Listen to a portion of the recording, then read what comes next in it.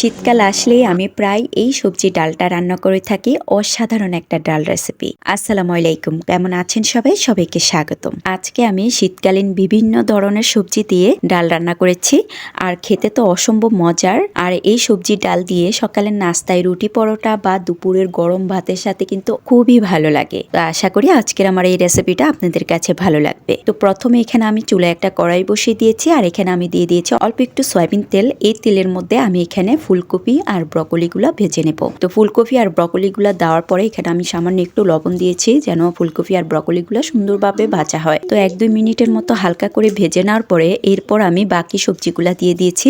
এখানে আমি গাজর, মিষ্টি কুমড়া, আলু ছোট ছোট করে কিউব করে কেটে দিয়েছি। এগুলাকেও আমি একইভাবে 1-2 মিনিটের মতো হালকা করে ভেজে নেব। এরপর এখানে দিয়ে দিব মুসুরির ডাল। এখানে আমি 1 কাপ মুসুরির ডাল আধা ঘন্টা আগে ভিজিয়ে রেখেছিলাম। তারপরে ভালো করে পরিষ্কার পানি দিয়ে কয়েকবার ধুয়ে পানি ঝরিয়ে এর মধ্যে দিয়ে দিয়েছি।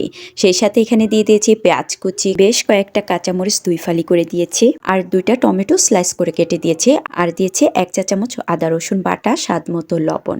এইবার আমি এখানে গুঁড়া মশলাগুলো দিব। এখানে আমি আধা চা চামচ হলুদের গুঁড়া দিয়েছি, 1 চা চামচ মরিচের গুঁড়া, আধা চা চামচ ধনে গুঁড়া, আর আধা চা চামচের থেকে অল্প একটু কম জিরার গুঁড়া দিয়ে দিয়েছি।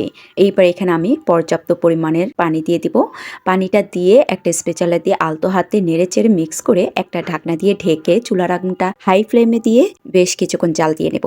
যখন ভালো করে বলকটা উঠে আসবে তখন আমি ঢাকনাটা সরিয়ে আলতো হাতে নাড়াচাড়া দিয়ে আবারও ঢাকনা দিয়ে ঢেকে এভাবে করে আমি প্রায় 10-15 মিনিটের মতো এই সবজির ডালটা রান্না করে সিদ্ধ করে নেব। আর এর ফাঁকে ফাঁকে আমি ঢাকনাটা সরিয়ে নাড়াচাড়া দিয়ে নেব।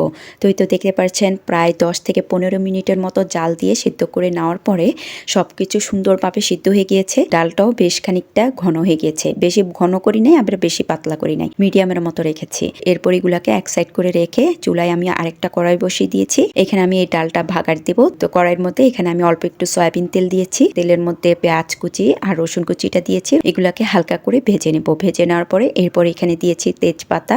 এখানে আমি 2টা তেজপাতা দিয়েছি আর 2টা শুকনা মরিচ দিয়েছি। এগুলাকেও হালকা নাড়াচাড়া দিয়ে ভেজে এরপর এখানে দিয়েছি আধা চা চামচ পাঁচফোড়ন। এরপর পাঁচফোড়নের সাথে পেঁয়াজ আর রসুনটাকে হালকা ব্রাউন কালার করে ভেজে নেব। ভেজে নেওয়ার পরে এরপর আমি এই সবজি ডালটা এর মধ্যে ঢেলে দেব।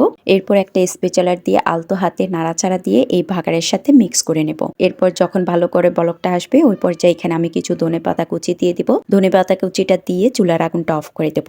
ব্যাস, হয়ে গিয়েছে শীতকালীন সবজি দিয়ে এই ডাল রেসিপিটা। আর এই ডালের মধ্যে আপনারা চাইলে ডিমও ভেজে দিতে পারেন, তো এইভাবেও ভালো লাগে। তো যাই হোক, আজকের আমার এই ডাল রেসিপিটা আপনাদের কাছে কেমন লেগেছে কমেন্টসে জানাবেন। ভালো লাগলে একটা শেয়ার দিয়ে দিবেন।